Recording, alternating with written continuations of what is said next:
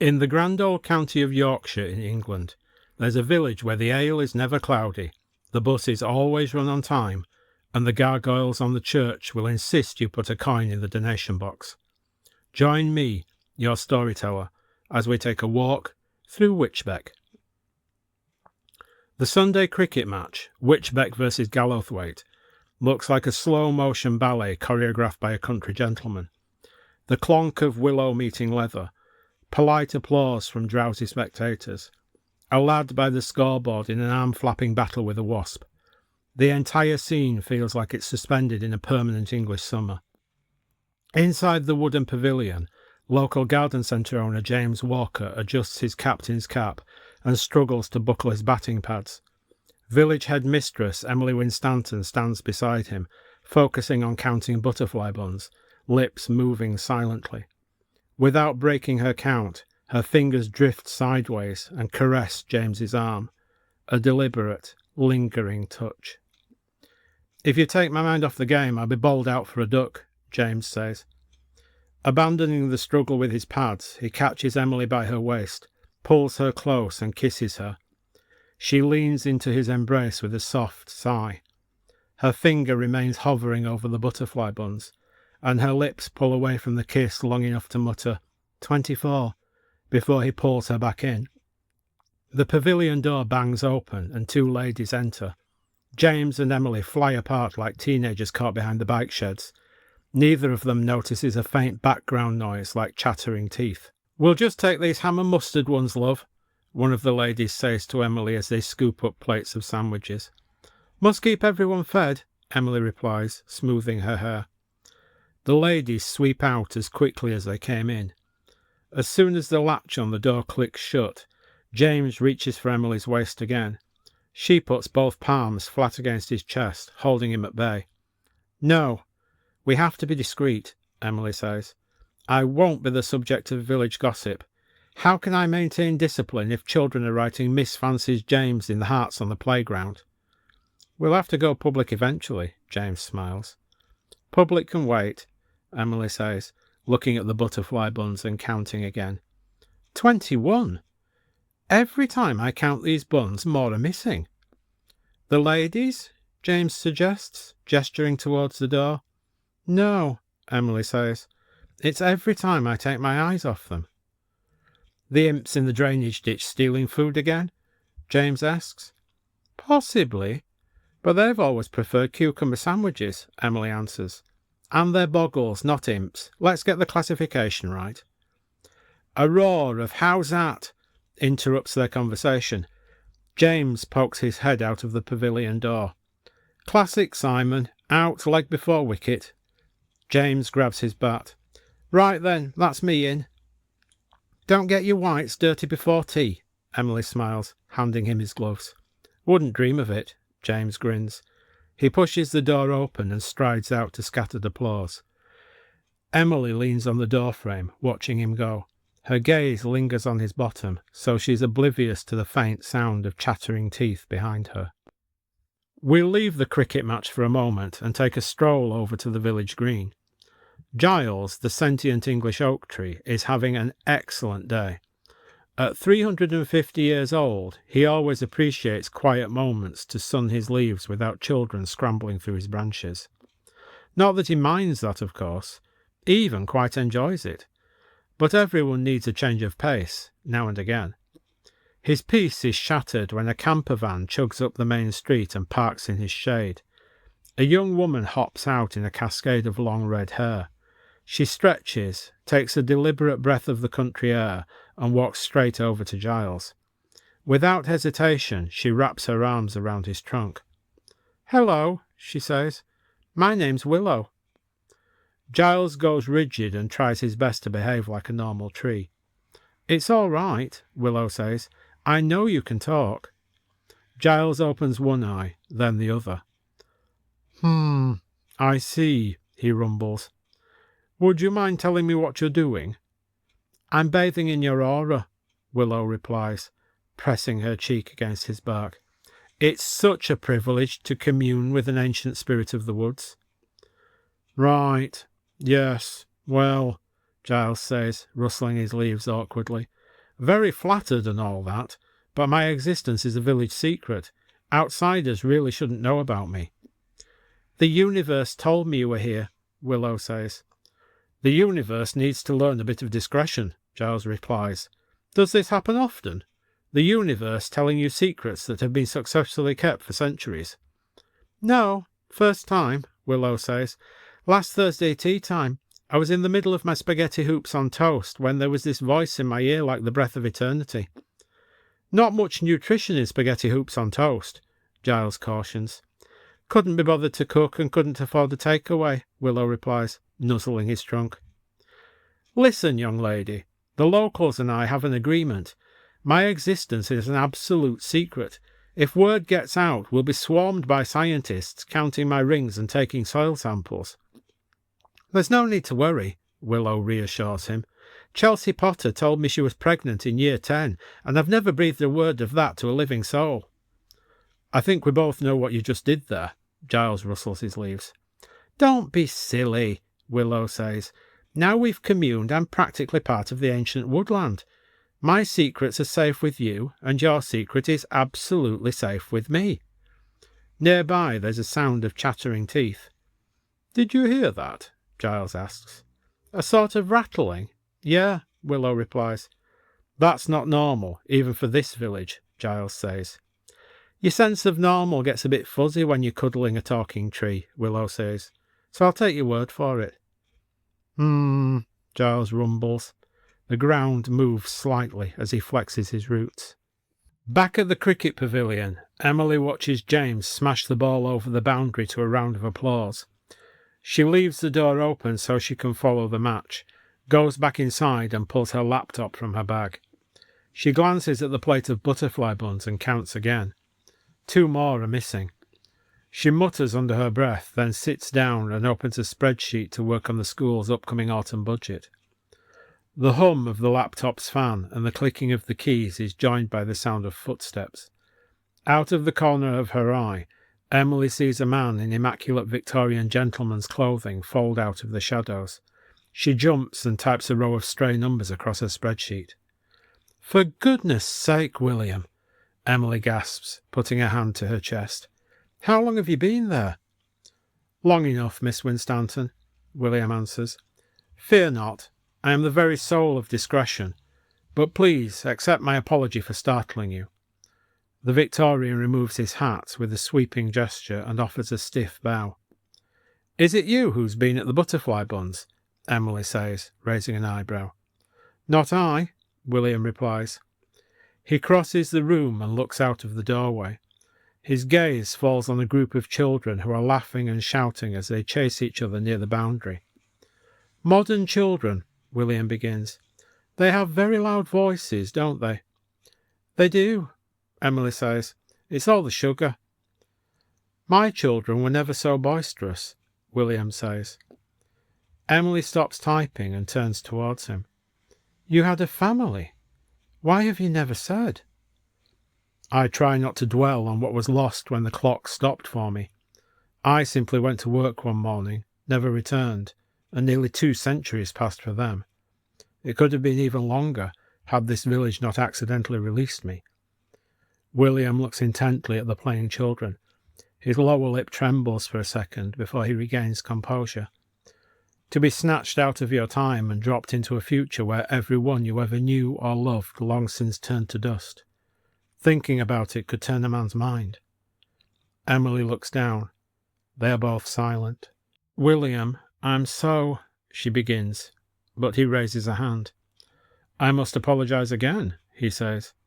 "I should not burden a lady with my thoughts." "But aren't you curious about what happened to them?" Emily asks. "They would have been well provided for," William says with certainty. "My employers at the Ministry of Metaphysical Affairs always looked after the families of agents who fell." "But to know how their lives turned out," Emily presses. "What is the use of wishing to know the unknowable?" William rebuts. "Well, we don't know what's unknowable unless we try." Emily closes her spreadsheet and opens the browser. "Do I have your permission to try?" William frowns and walks over to her. "Such a thing is possible. Can you discover what happened to them with this tiny machine? It's called family history, Emily says. If you give me names, dates of birth, and where your family lived, I'd be surprised if we can't find something. William pauses, thinking, then nods in silent agreement. Excellent. Emily's fingers hover over the keyboard. Let's start with your wife's full name and date of birth. Once again, there's a sound like chattering teeth, louder than before. What was that? Emily says, aware of the noise for the first time. Two children run past the open door of the pavilion. Some game, perhaps? William offers. Emily ponders, unconvinced. Anyway, full name and date of birth, please. While Emily begins her research, we'll step outside to watch the cricket match. James is in magnificent form. We join him as he drives another ball towards the boundary and jogs for 2 runs. He grounds his bat and looks over at the scoreboard. The numbers aren't changing. Instead, the wooden plates are sliding across the frame of their own accord. Rather than displaying the names of the teams and players, they rearrange to spell out a message. Ask Mrs. Anderson where she gets the plums to make her jam. What the devil? James takes a step towards the bowler, pointing at the scoreboard with his bat. Look at that. Play on, the umpire calls. But, James begins to protest. Play on, man, the umpire repeats. James reluctantly returns to the crease. The Gallowthwaite bowler rubs the cricket ball against his flannels, then begins his run-up. The scoreboard rattles into life as the wooden plates move again to spell out a new message. James Walker wonders what the headmistress looks like naked. A collective gasp ripples through the spectators. 2 elderly ladies drop their teacups and saucers with a clatter. The hiss of whispers mingles with giggling. James's jaw drops and he feels his face burning. He barely notices the bowler release the ball until it smacks into his stumps. James snaps out of his stupor, waving his bat at the umpire. That can't possibly count. It's an unfair distraction. Out is out, the umpire replies, raising a single finger to signal his dismissal. Natural hazard of the field in this village. Next batsman, please. Right, James declares, tucks his bat under his arm and marches towards the scoreboard. I'm going to get to the bottom of this. Is that the headmistress's bottom? A Gallowthwaite fielder calls, smirking. James, still red in the face, waves his bat at the fielder, but continues his march towards the scoreboard. The spectators remain engrossed in their hum of gossip. All are too busy to notice shadowy forms shifting in the canopy of the trees along the southern boundary. Dark shapes huddle together, leaning over branches like an audience in the balcony of a theatre. Rows of slab-like teeth are bared, clacking together in manic glee. We'll move back inside the pavilion, where Emily is engrossed in her research, blissfully unaware that spectators from 2 villages are discussing what she looks like naked. I've found them, she announces triumphantly. The census records are actually really clear. I can cross-check other sources and we'll get a good overall picture. Could you tell me what you have discovered so far? William ventures, fiddling with his cufflinks. Your wife, Emily begins, but then pauses.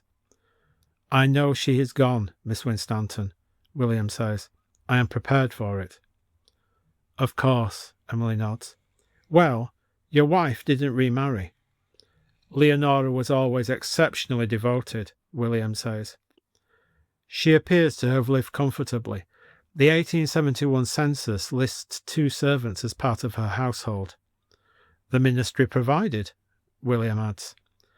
The last census record of her is in 1911. She was aged 88 and still living in the same home. A good age. And she saw a new century, William says with a small smile. Your children did well too, Emily continues. Your youngest, Harriet, William interrupts. Harriet, Emily confirms. You won't believe this, but she moved to Gallowthwaite.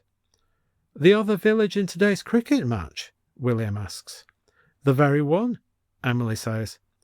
Harriet became a governess for a wealthy local family, but by the 1881 census she was married to the village doctor. Hang on, there's a family tree. Someone planted a tree. William sounds bemused. Possibly, Emily laughs. But a family tree is what they call a chart showing different generations. I see, William says. Someone's been working on Harriet's family tree. You clearly have living descendants. No way, Emily exclaims. Is something wrong? William says, concerned. Very much the opposite, Emily replies. This family tree was created by Constance Fox. Constance Fox, William repeats, musing to himself. You don't mean the nurse here in the village? Yes, Emily says, putting her finger to the screen to trace the family line. If this is right, she's a direct descendant of Harriet, making Constance your 4 times great-granddaughter. Or 5 times. I always find it a bit confusing. My goodness, William looks stunned. Harriet was not even talking the last time I saw her. To think of her becoming a mother to generations. So young, Emily remarks. Your wife must have been a remarkable woman, to raise such little ones alone in that era. She was, William says proudly. Leonora would never have flinched from her duty. Well, this is exciting, isn't it? Emily says, rubbing her hands together. Let's see about your other children. I'll look at your eldest next. Oh, that's odd. These dates don't look quite right. William hurries across the room, trips over his own feet and stumbles with a clumsy, dramatic lurch. To steady himself, his hand slams downwards, catching the edge of Emily's laptop and snapping the lid shut. She withdraws her hands just in time. I am most terribly sorry, William says. You are uninjured? Your machine is undamaged? I fear the excitement got the better of me. Everything's fine, William, but... Emily is interrupted by the loud chattering of teeth. Shadows shift and writhe as if the walls are alive. Miss Winstanton, your buns, William says, pointing at the table. As they watch, shadowy arms with clawed hands reach up from beneath the table and pluck more butterfly buns from the plate. At this rate, there'll be nothing left by tea time, Emily declares. She flips her mental switch and enters headmistress mode. Right, whatever you are, I won't tolerate this behaviour any longer. Stop skulking in the shadows and get out here. The chattering stops. A stunned silence falls over the pavilion, followed by the sound of scuffling feet. The darkness in the rafters, the corners of the room and beneath the tables detaches itself. A dozen creatures shuffle into the middle of the room. Revealed in the light, they're small, squat beings, less like flesh and blood, more like light-absorbing shadows. They open their mouths to reveal massive, slab-like teeth that clatter together. They creep forwards, numbers multiplying as more pour from the shadows.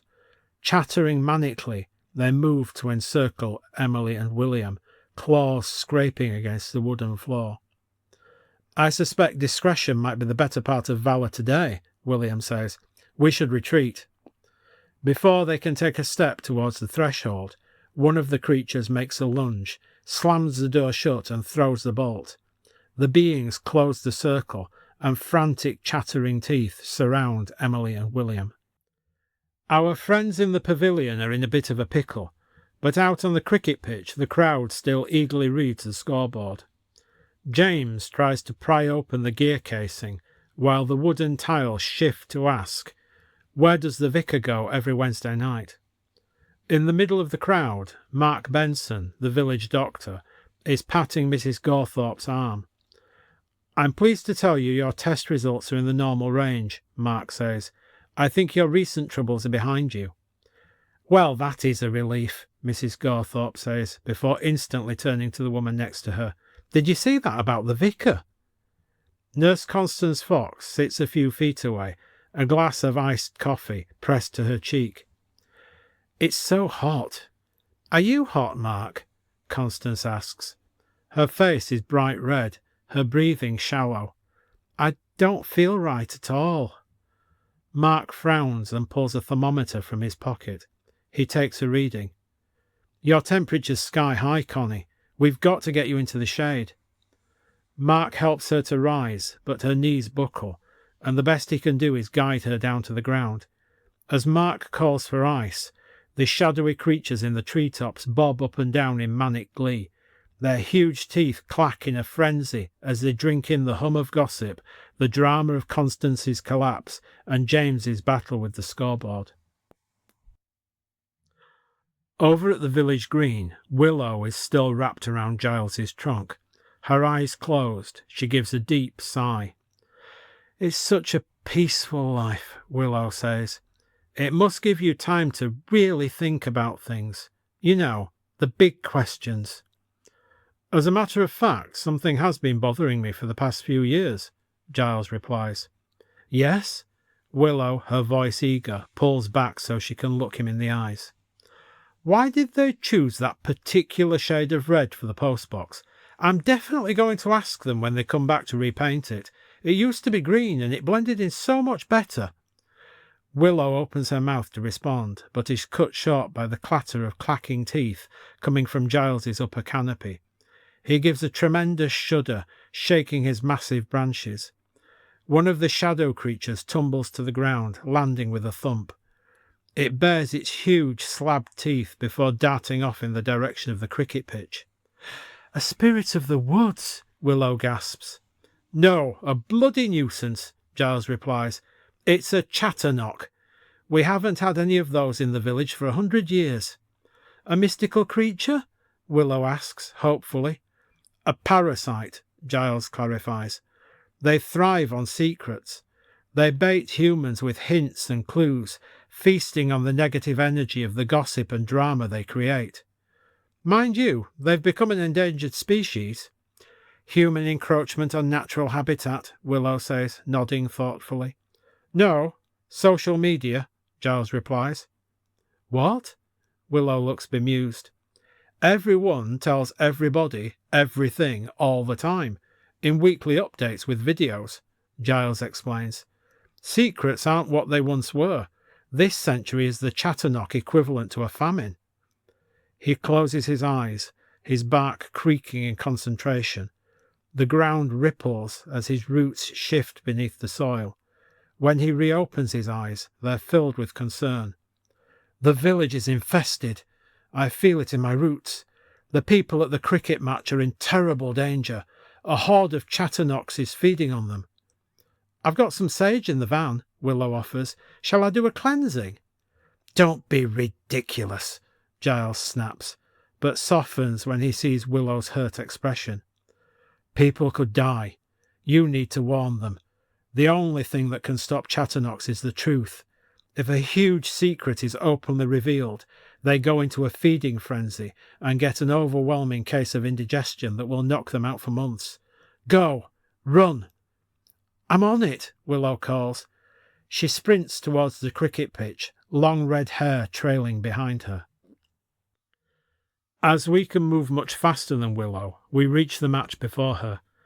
James has abandoned his battle with the scoreboard and joined the concerned crowd around Mark and Constance. Her breathing is shallow and sweat is rolling down her face. Behind them, the scoreboard clatters as the tiles shuffle again, drawing all eyes back to a new message. She is linked to an age-old secret. What's that supposed to mean? James says. I don't know and I don't bloody care, Mark shouts, holding Constance's hand and stroking her hair. Connie, can you hear me? She doesn't answer, but her eyelids flicker open. As they watch in horror, pools of ink-black shadow flood Constance's eyes, completely covering her irises. She throws her head back, her spine arching off the ground. James takes his eyes off Constance for a second, some instinct making him look at the pavilion. He gasps. It's smothered in a writhing mass of chatterknocks, clambering all over the walls and roof. What the heck is this now? A man in the crowd asks, scratching his head. Emily's in there, James shouts. He charges at the pavilion and, without hesitation, delivers a heavy kick to the door that shatters the bolt. The interior is a swirling mass of shadow and chattering teeth, with Emily and William at its centre. Wielding his cricket bat like a club, James plunges in, hitting left and right, sending Chatternox flying. "Emily, run!" Emily grabs William's arm and drags him outside. They make a dash for open ground as James follows behind, still whacking Chatternox as he runs. Mark shouts from the boundary, "There's nothing I can do. Her pulse is failing. Connie's dying." William stops in his tracks, his eyes locked on Constance's arched body. His Victorian composure shatters. "The dear girl!" His voice trembles. That's when a vibrant whirlwind of red hair bursts on the scene. Willow sprints onto the pitch and shouts at the top of her lungs, "Tell the truth! Confess all your secrets!" "Who? What?" James stutters. "Giles sent me." Willow skids to a halt, panting, her words a breathless tumble. "Chatternox. Feed on secrets. Reveal a big one. Beat them." James and Emily exchange a look of silent agreement. They take each other's hands. "We're—" Emily begins, but William puts his hand on her arm and stops her. "I rather think they may be more interested in me, Miss Winstanton," he says with a soft smile. "You were quite right. There was something odd in the dates in the records you found." "Your eldest child," Emily says quietly. "The date of birth was months before the date of your marriage." William nods. He strides to the middle of the pitch, Chatternox circling him. He raises his voice so the whole crowd can hear. "I have kept a secret for 200 years.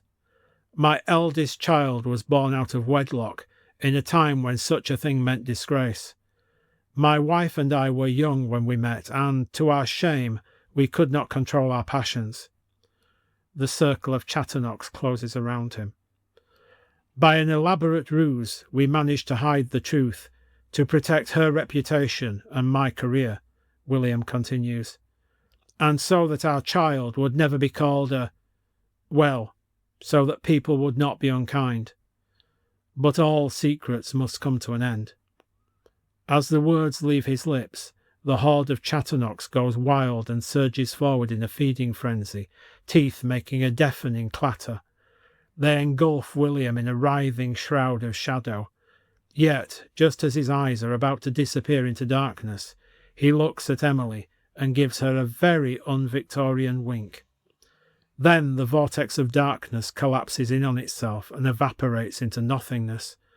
The chatter fades away, leaving a normal summer day, bathed in sunshine. Constance blinks and her eyes become clear. She sits up and looks around. "I could murder a cup of coffee," she says, voice a bit wobbly. Emily walks to the spot where William once stood. Something glints in the sun. She stoops to look more closely and sees that it's a Victorian pocket watch. "Oh, William," she says as she picks it up. In the evening, the village pub is packed.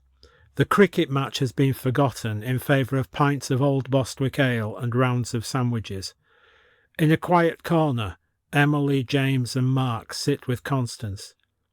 "He did that for me," Constance says, tears welling in her eyes as she holds the pocket watch, rubbing it with her thumb. "We hardly spoke more than a few words to each other in all the weeks he was here." "Underneath all that reserve, I think family meant everything to him," Emily says, "and you were all he had left of it." "They targeted me to get at him," Constance shakes her head. "The chance to feed on the 200-year-old secret," Emily says. "It must have been like a banquet to a starving man." The door bangs open and Gordon, the owner of the local antique shop and William's friend, marches in carrying a pair of Victorian candlesticks. "I had a great time at the antiques fair," Gordon says. "William's going to love these. They'll remind him of home." James rises, walks over to him and gently takes the candlesticks. "You sit down and I'll get you a pint," James says. "I'm afraid there's a bit of bad news." Over at the abandoned cricket pitch, the trampled grass is the only evidence of the day's chaos. The silence is broken by a heavy flapping of wings as 7 magpies swoop in for a landing, forming a semicircle around James's forgotten bat. The first bird tilts its head, its beak opening to speak in a raspy voice. "1 for sorrow." The second bird hops forwards. 2 for joy. The third pecks at the turf. 3 for a girl. The fourth fixes its eye on the pavilion. 4 for a boy. The fifth ruffles its feathers. 5 for silver. The sixth flares its wings. 6 for gold. The final, largest magpie steps onto the handle of the bat, its voice deep and clear. 7 for a secret, never to be told. At the final word, all 7 birds join a chorus of harsh cawing. They take to the air in a whirl of black and white, leaving behind a warning that a greater and older threat has its eyes on the village. For now, it's time for us to leave, while our friends enjoy the warm embrace of the pub. Perhaps tonight you'll raise a glass to William. We'll return soon for our next visit. Join me then, and together we'll take another walk through Wychbeck.